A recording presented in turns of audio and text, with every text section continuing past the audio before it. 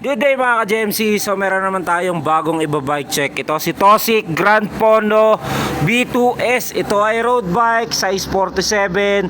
Alloy yung kanyang frame, two-tone color combination. Then ito alloy na rin yung kanyang seat post, stock pedal. Tossic na rin yung kanyang saddle. Sa stem naman ito ay Tossic din, 90mm. Ito ay alloy na. Sa drop bar naman niya, ito ay alloy din.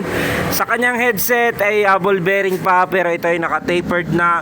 Alloy yung kanyang fork, alloy na rin yung kanyang hub. Ganon din yung quick release na din yung kanyang unahang gulong tsaka likurang gulong. Okay? STI na rin dito ng Sensa P. Then ito yung crank niya ay alloy na Tossic ang brand. Shell bearing bottom bracket. Yung kanyang FD ay Sensa P. Sensa P din yung kanyang RD. Ito ay 10 speed cassette type. Alloy yung kanyang hub, rim. Yung gulong na ginamit sa kanya ay naka-tan wall 700 by 28C. Okay, ito si Tossic Grand Fondo B2S.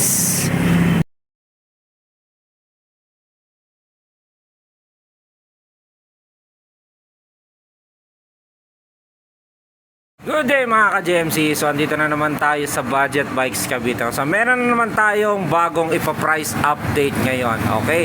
Ito lumabas sa last year itong Tossic Grand Fondo B2 natin. Ito ay road bike. So merong lumabas kasi na Tossic Grand Fondo. Ito yung gravel bike. So ito Tossic Grand Fondo B2S. Ito ay road bike. So umpisa na natin i-bike check.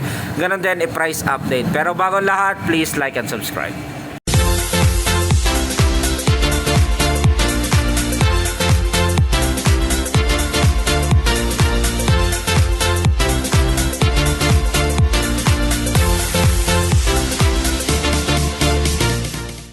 Umpisa na natin i-bike check and i-price update itong Tossic Grand Fondo B2S. Okay, so dalawa kasi ang lumabas niyan.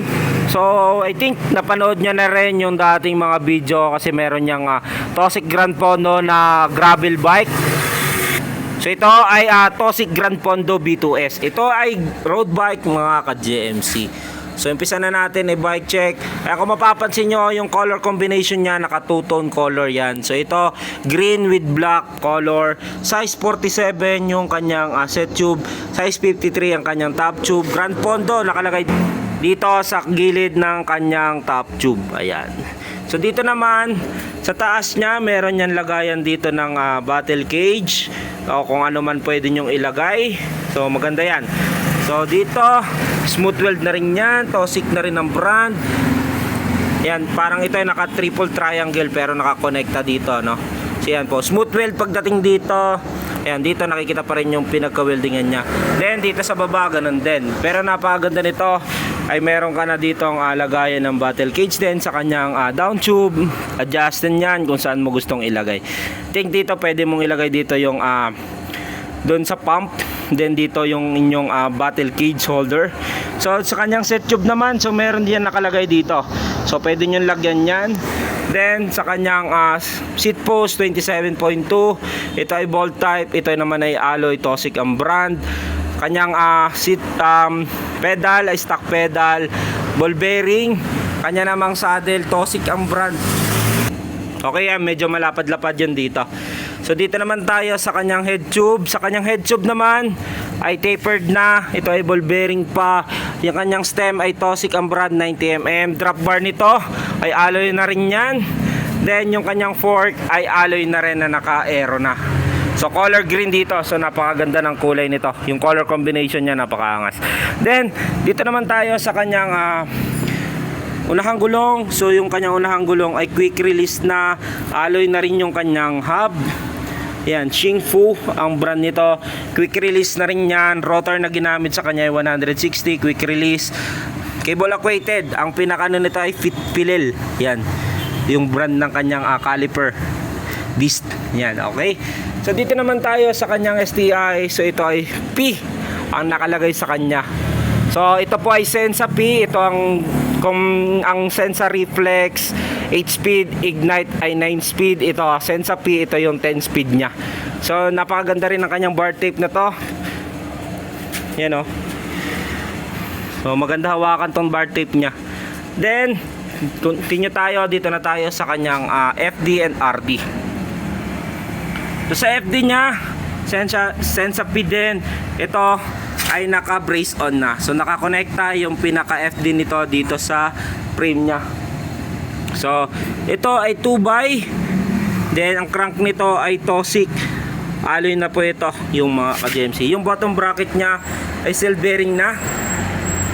Then ito ay 10 speed 2x. Yung RD nito ay Sensa P din. Yan, ito ay 10 speed cassette type. Bilangin na rin natin. 1, 2, 3, 4, 5 6, 7, 8, 9, 10. Ayan. So cassette type po ito 11 to ano ba 'yun?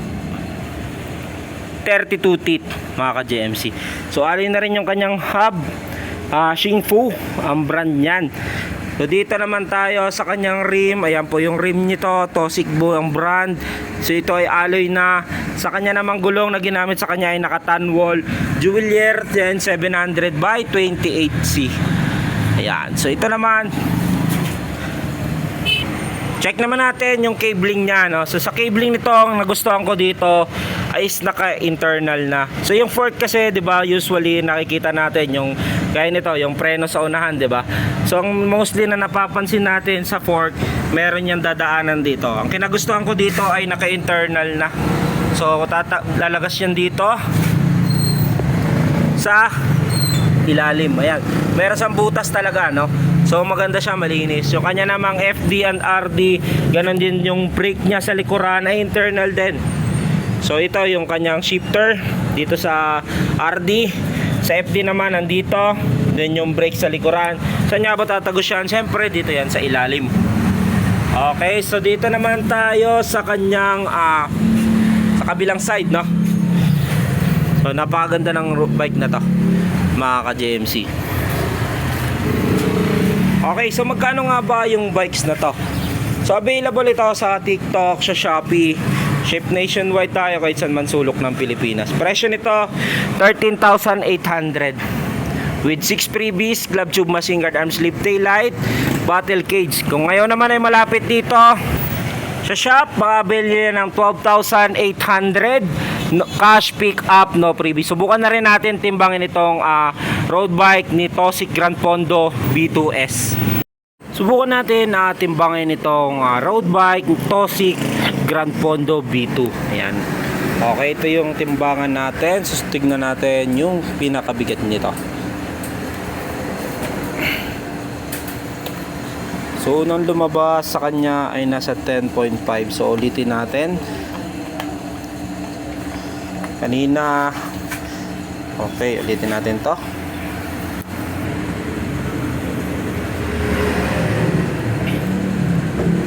Ayan, so ito na. Lumabas talaga yung bigat niya. So ito ay nasa 11.5 something. So triple check natin.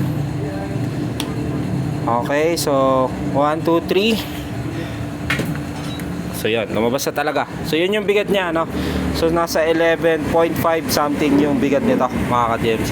Okay, natapos na tayo timbangin itong Tosic Grand Pondo B2S na road bike. Ayan, so mga nasa 11.5 or 11.8 something siya, di ba? So yun, napakasulit ng bike nito, mas magaan ito. Kahit naka disc brake siya, mas magaan siya sa standard na mga bigat. Mostly kasi ang bigat ng road bike natin ay nasa 13 kilos to 14 kilos. Bakit nga ba magaan ito? So karamihan kasi dito ay alloy na. So ito, frame niya ay alloy, seat post ay alloy, stem niya ay alloy, drop bar niya ay alloy, fork niya ay alloy, yung kanyang hub ay alloy na, then yung rim niya alloy na rin. Yung bakal na lang dito, yung spokes, syempre ito yung kadena, sprocket, ayan lang naman yung mga bakal niyan, tsaka ditong disc, yung rotor disc niya. So comment down below kung okay sa inyo yung presyo niya na 13,800 with 6 freebies, glove tube, machine guard, arm sleeve, tail light. Kaya kung malapit kayo dito, cash pick up, no freebies, discounted kayo ng 1,000 pesos. Okay, so thank you and God bless.